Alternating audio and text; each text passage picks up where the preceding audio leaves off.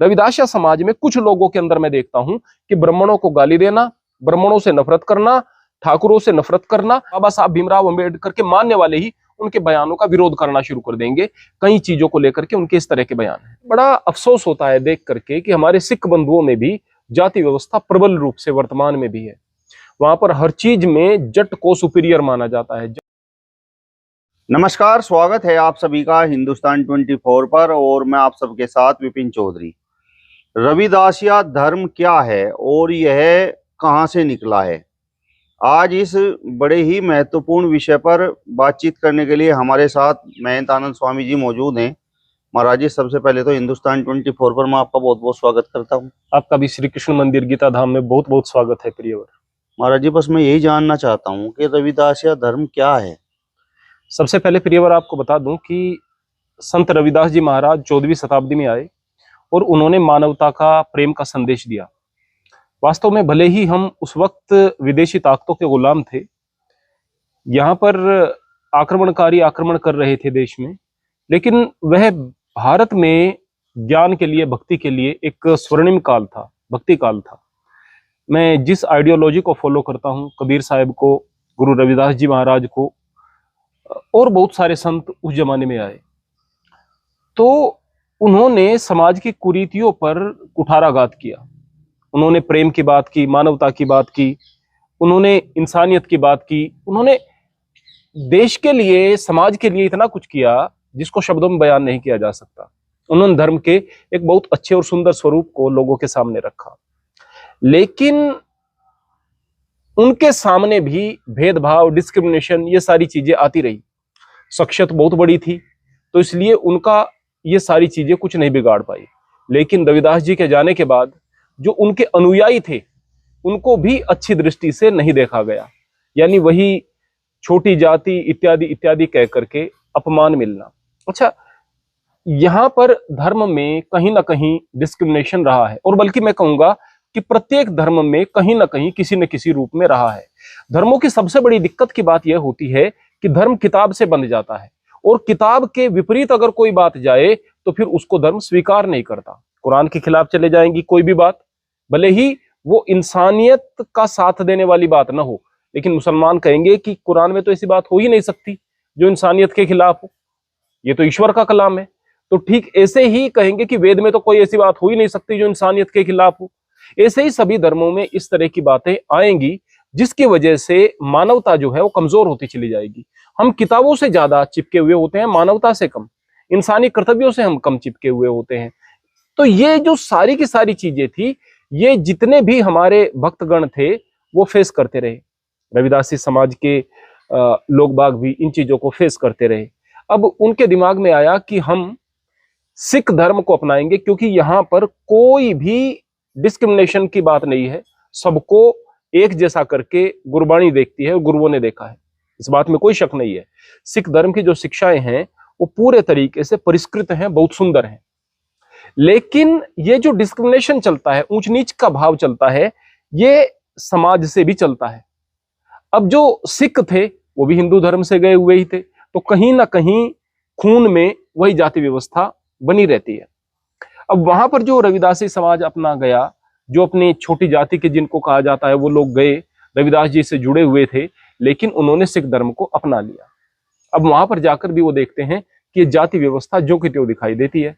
बल्कि मैं कहूं कि बड़ा अफसोस होता है देख करके कि हमारे सिख बंधुओं में भी जाति व्यवस्था प्रबल रूप से वर्तमान में भी है। वहां पर हर चीज में जट को सुपीरियर माना जाता है, जट ये, जट वो, जट के गीत, जट की चीजें, इवन जो कि तथाकथित रूप से छोटी जाति के भी नहीं है, पर वो जट नहीं है, उनको भी कमतर करके देखा जाता है। इस तरह की चीजें वहां पर देखने को मिली। क्या ऐसा गुरु साहिबान ने कहा? नहीं। क्या ग्रंथ साहिब ऐसा कहते हैं? नहीं, गुरु ग्रंथ साहिब भी ऐसा नहीं कहते हैं। बस ये लोगों की अपनी व्यवस्थाएं हैं, जिसकी वजह से इन लोगों ने यह पाया कि हम यहाँ पर भी ठगे हुए हैं। फिर इन्होंने अपनी ही विचारधारा से एक अलग से अपने पंथ की स्थापना की, जिसका नाम इन्होंने रविदासी पंथ या रविदासिया धर्म रख दिया। और मैं कहूंगा कि अच्छा भी किया। यदि आपको कहीं सम्मान न मिले तो आप सम्मान की मांग करने से बेहतर यह है कि अपना एक समाज का निर्माण करो। ये अच्छा भी किया, ये बुरा नहीं किया, अच्छा किया है। वो बात अलग है कि रविदास जी महाराज ने कोई अलग से धर्म नहीं चलाया था, वो बात अलग है। वो बात अलग है कि रविदास जी महाराज जो हैं वो प्रबल रूप से हरि उपासक थे, वो प्रबल रूप से जो सनातन मान्यता थी उनको मानने वाले थे, वेद धर्म को मानने वाले थे, वो अलग बात है। लेकिन उसके बाद यदि उनके अनुयायियों के साथ कुछ चीजें बुरी होती हैं और अनुयायी केवल इसलिए कि हाँ रविदास जी महाराज उन चीजों को मानते थे, उन्हीं चीजों से चिपके रहे जहां पर उन्हें सम्मान न मिले, तो मैं कहूंगा कि यह चीज अच्छी नहीं है। उन्होंने जो किया है मैं उस चीज का सम्मान करता हूं। तो रविदासिया जो धर्म है यह सामाजिक विभेद का एक नतीजा है और यह विरोध प्रकट करने का एक तरीका भी है, जो कि अपने सम्मान के लिए सभी को करने का अधिकार भी है। जो रविदास या धर्म से जुड़े हुए लोग हैं तो वो सिख धर्म से अलग हुए हैं। जी हाँ, सिख धर्म से भी अलग हुए हैं। तो ज्यादातर इसकी जो स्थापना हुई थी वह सिख धर्म में गए हुए अपने रविदासिया समाज के लोगों की शुरुआत से हुई थी। फिर जब इधर उधर के लोगों ने देखा तो उनके मन में भी यह भाव आए कि भाई देखो ये समाज अच्छा है, हमारे समाज के लोग हैं, हमारी बात होती है, कोई डिस्क्रिमिनेशन नहीं। फिर दूसरे जो हमारे हिंदू धर्म से जुड़े हुए लोग थे वो भी यहाँ पर जुड़ते चले गए। मैं खुद भी हृदय से रविदासी जो संत मत है उसका सम्मान करता हूँ और उनकी शिक्षाओं का बहुत सम्मान करता हूँ। और बल्कि मैं कहूँ कि जिस तरह की मेरी विचारधारा है इस तरह की विचारधारा को हिंदू धर्म में स्वीकार नहीं किया जाता है। मुझे खुद भी बहुत सारे डिस्क्रिमिनेशन का सामना करना पड़ता है, बल्कि दोहरा सामना करना पड़ता है। जब सच बोलता हूं तो दलित लोग भी नाराज होते हैं, पता नहीं क्यों होते हैं। उनको ठीक वही चीजें चाहिए जो उनके दिमाग में चल रही है। जो हमारे हिंदू भाई हैं उनको ऐसा लगता है मैं अशास्त्रीय बात कर रहा हूं, शास्त्रों में कुछ और चीजें लिखी हुई हैं। अभी गायत्री मंत्र पर सभी धर्मगुरुओं का एक मत बयान आया था कि स्त्रियों को गायत्री मंत्र का जाप नहीं करना चाहिए। मैंने कहा कि भाई क्यों ना करें, स्त्रियां भी करेंगी, जैसे पुरुष कर सकते हैं स्त्रियां भी करेंगी। तो फिर मुझे गाली देकर के लोग बाग संबोधित कर रहे हैं, कहाँ के ज्ञानी हैं, अशास्त्रीय बात कर रहे हैं। शंकराचार्य जी से भी बढ़कर ज्ञानी हो गए क्या? अब मैं आज के शंकराचार्य नकली शंकराचार्यों की तो बात क्या कहूं। आदि गुरु शंकराचार्य जी महाराज जो थे वो तो बहुत बड़े विद्वान थे, उन्होंने सनातन धर्म की पुनर्स्थापना की थी। लेकिन उन्होंने भी ब्रह्मसूत्र के अंदर शूद्रादि प्रकरण लिखा है और शूद्रादि प्रकरण में यह बताया है शास्त्रों का सहारा लेकर के कि शूद्रों को शिक्षा का अधिकार नहीं है, शिक्षा का अधिकार केवल ब्राह्मणों को है।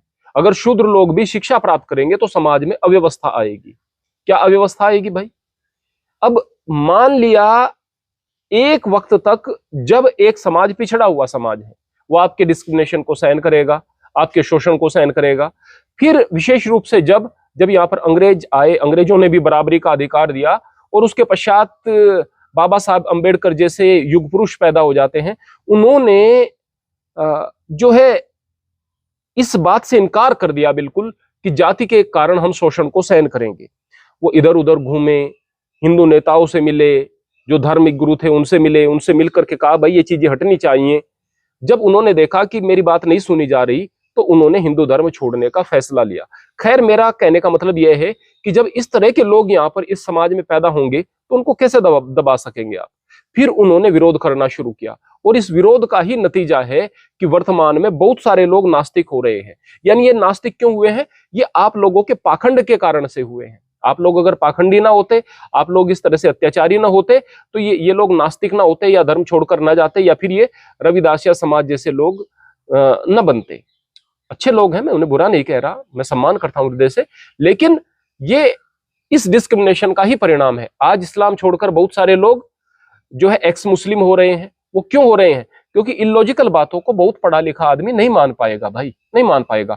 हमें समय के साथ अगर हमारे धर्म में कुछ गलती है उसका सुधार करना चाहिए और मानना चाहिए। एक मत रूप से अगर गलती को लोग बाग मान लेंगे और सबको गले लगा करके प्रेम के साथ आगे बढ़ेंगे, किसी दूसरे धर्म में कोई व्यक्ति पैदा हुआ है उसको ये नहीं कहेंगे कि इसको जन्नत का अधिकार नहीं, ये तो काफिर है, या फिर ये छोटी जाति का है तो इसको पढ़ने का अधिकार नहीं है। जब इस तरह की बातें हम स्वीकार करने लगेंगे तो दुनिया में समरसता भी आएगी, मारकाट भी हटेगी, प्रेम भी हटेगा। लेकिन कमाल की बात यह है कि इन चीजों को छोड़ने के लिए तैयार लोग नहीं हैं। जहां पर जो जितना बड़ा पाखंडी है धर्म के नाम पर, उसके पीछे उतनी ज्यादा भीड़ है। जो जितना लोगों को मरवाने कटवाने की बात करता है वो उतना ही बेहतर धर्मगुरु है। इसीलिए फिर नए मत पंथों की रचना हो जाती है। यानी जिस सिख धर्म की देश विदेश में खूब चर्चाएं हैं तो उस धर्म में भी भेदभाव है, ऊंच नीच का भेदभाव है। देखिएगा, फिर मैं कहूंगा कि धर्म में तो मैं तब कहता जब श्री गुरु ग्रंथ साहिब में ये बात लिखी हुई होती, या फिर कोई भी गुरु हमारा किसी भी तरह से भेदभाव करता। अगर हम पहली पातशाही श्री गुरु नानक देव जी महाराज से लेकर के दशमेश पिता श्री गुरु गोविंद सिंह जी महाराज तक की बात करें, किसी भी गुरु ने जरा भी भेदभाव नहीं किया। सभी को मानवता का पाठ सिखाया, प्रेम का, सेवा का, लंगर का, हर वो पाठ पढ़ाए जो मानवता के लिए बहुत जरूरी है। जो हमारे गुरु ग्रंथ साहिब हैं उनके अंदर कोई डिस्क्रिमिनेशन नहीं। तो मैं कैसे कह दूं कि सिख धर्म के अंदर डिस्क्रिमिनेशन है? हाँ, सिखों के अंदर है, इस बात में कोई शक नहीं, सिखों के अंदर है। और ये जो सिखों के अंदर डिस्क्रिमिनेशन का भाव है, ये जो भेदभाव का भाव है, या फिर वो गुरु ग्रंथ साहिब की शिक्षाओं से हट रहे हैं, यही कारण है कि सिख जो है उतनी तेजी से नहीं बढ़ पाए जितनी तेजी से बढ़ना चाहिए। दुनिया में सबसे बेहतरीन विचारधारा होने के बावजूद उतनी तेजी से नहीं बढ़ पाए, बल्कि हो ऐसा रहा है कि जो हमारे रविदासी बंधु हैं वो सिख धर्म से निकल गए, जो और दूसरे कुछ लोग गए थे वो ईसाई धर्म में जा रहे हैं, वहां पर तेजी से ईसाईकरण हो रहा है, जितने हैं वो भी घट रहे हैं।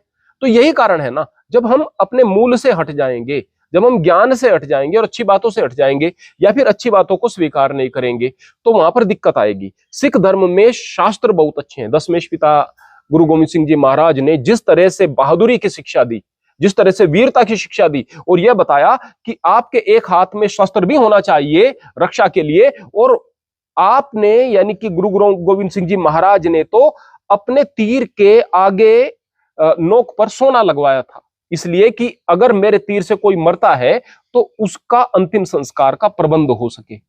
यानी कि भाई साहब, भाई नंदलाल जी जो सामने युद्ध में विरोधी मारे जा रहे थे, सिखों के विरोधी, उनको भी पानी पिलाते फिर रहे थे, मानवता का ऐसा संदेश दिया है।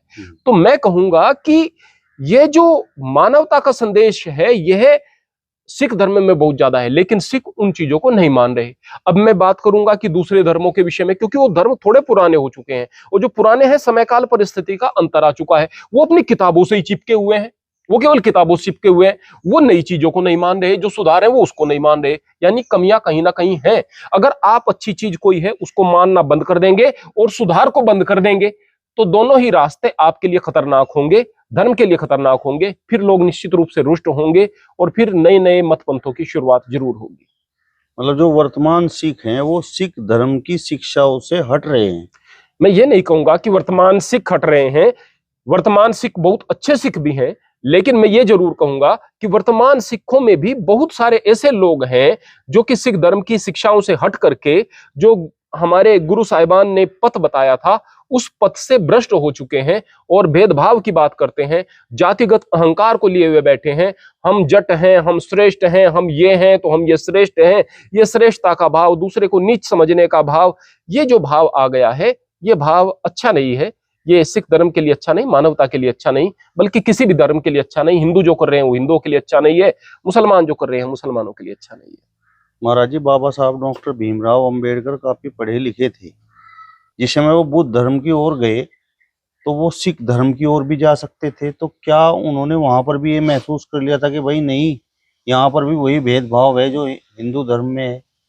देखिएगा प्रियवर कि बाबा साहेब ने बहुत अच्छे तरीके से अध्ययन किया। न केवल उन्होंने हिंदू धर्म ग्रंथों का अध्ययन किया, उन्होंने इस्लाम का भी अध्ययन किया, उन्होंने अपने सिख धर्म का भी अध्ययन किया, बौद्ध धर्म का भी अध्ययन किया। अब उन्होंने चुनाव करना था कि मैं भारतीय विचारधारा से ही जुड़ूं। अब भारतीय विचारधारा में उनके पास जैन मार्ग था, उनके पास सिख मार्ग था, और उनके पास में हमारा ये बौद्ध मार्ग था। अब उन्होंने बौद्ध मार्ग का चुनाव किया, इसके पीछे क्या कारण है? सबसे पहले तो यह है कि यहां पर ईश्वर का जिक्र नहीं किया, ईश्वर का विरोध भी नहीं था। बौद्ध धर्म, बुद्ध के अगर साहित्य में बात करें, ईश्वर का जिक्र ही नहीं किया गया। तो अपने लोगों को वो फिर से ईश्वर से चिपका करके ऐसे स्थान पर नहीं लेकर जाना चाहते थे कि जहां ईश्वर के नाम पर फिर से डिस्क्रिमिनेशन हो। एक बात।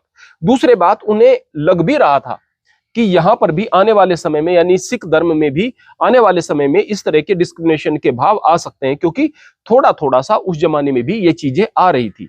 तो उन्होंने बौद्ध धर्म के मार्ग को अपनाया। वास्तव में उन्होंने जिस मार्ग को अपनाया वो बहुत सोच समझ करके अपनाया है। वो मानवता के पुजारी थे, वो मानवता को स्थापित करना चाहते थे, वो देश में समता लेकर आना चाहते थे। उनके तो बयान इस प्रकार के हैं, आज की तारीख में अगर देखें कि उनको यदि उनके मानने वाले भी देखें तो वो उनके मानने वाले यानी भीमराव अंबेडकर, बाबा साहब भीमराव अंबेडकर के मानने वाले ही उनके बयानों का विरोध करना शुरू कर देंगे। कई चीजों को लेकर के उनके इस तरह के बयान हैं। महाराज जी, अब ये जो रविदासिया धर्म है, तो क्या आपको लगता है कि इसमें मतलब समानता का भाव है? अभी तक तो मुझे ऐसा लगता है कि रविदासिया धर्म के अंदर जो लोग हैं उस धर्म के अंदर अंदर समानता का भाव है, लेकिन आने वाले समय में यह भी जो है इसी प्रकार के एक पायदान पर खड़ा हुआ होगा जैसे कि दूसरे धर्म हो जाते हैं। और इसी बात को नास्तिक लोग कह रहे हैं कि किसी भी धर्म के बारे में बात करें, हर धर्म में कमी आ जाती है। कारण क्या है कि जिस समय ऊंची जातियां छोटी जातियों पर अत्याचार कर रही थी वो एक्सट्रीम पर थी, और जो दूसरी जातियां जो वर्तमान में अपने आप को छोटी जाति कह रही थी और वर्तमान में वो आगे बढ़ रही हैं, वो इधर एक्सट्रीम पर हैं कि वो ऊंची जातियों से नफरत कर रही हैं। तो एक्सट्रीम कभी बेहतर नहीं होता, बीच का मार्ग बेहतर होता है। वो एक्सट्रीम पर थे, वो भी गलत थे, आज ये एक्सट्रीम पर है, ये भी गलत है। रविदासिया समाज में कुछ लोगों के अंदर मैं देखता हूं कि ब्राह्मणों को गाली देना, ब्राह्मणों से नफरत करना, ठाकुरों से नफरत करना, ये चीजें हैं। तो अगर उनके बीच अभी वो लोग नहीं है तो भाव तो डिस्क्रिमिनेशन का वहां पर भी है ना, जातिगत जो भाव है वो तो वहां पर भी है ना। वो इसलिए नफरत कर रहे थे कि आपको छोटी जाति का मानते थे, आप इसलिए नफरत करते हैं कि वो आप उनको बड़ी जाति का मानते हैं। तो बात तो वहीं की वहीं आकर खड़ी हो गई। यानी मानवता तो तब पलेगी, तब आगे बढ़ेगी जहां छोटे बड़े का कोई भाव नहीं, केवल विचारों की कदर हो। मैं देखता हूं कि मैंने कई बार बचपन से लेकर अब तक कार्य किया है अपने इस समानता की विचारधारा को स्थापित करने के लिए, लेकिन सबसे ज्यादा गालियां खाने वाले लोगों में मैं रहा हूंगा शायद। अच्छी बात भी कहकर देख ली, उसके बाद भी गालियां पड़ती हैं। कारण क्या? क्योंकि भाव यह है कि सामने वाले गुरुजी जो है वो पंडित होंगे और इसलिए गालियां मिलती हैं कि पंडित होंगे, भगवा पहने बैठे हैं, इस भगवा से नफरत है। तो मेन बात यह है कि नफरत का भाव जहां पर भी होगा वहां दिक्कतें आएंगी। चलिए, तो महेंद्रानंद स्वामी जी को आपने सुना। फिलहाल इस वीडियो में बस इतना ही। अगली वीडियो में फिर आपसे मुलाकात होगी। तब तक बने रहिए हिंदुस्तान 24 के साथ। नमस्कार।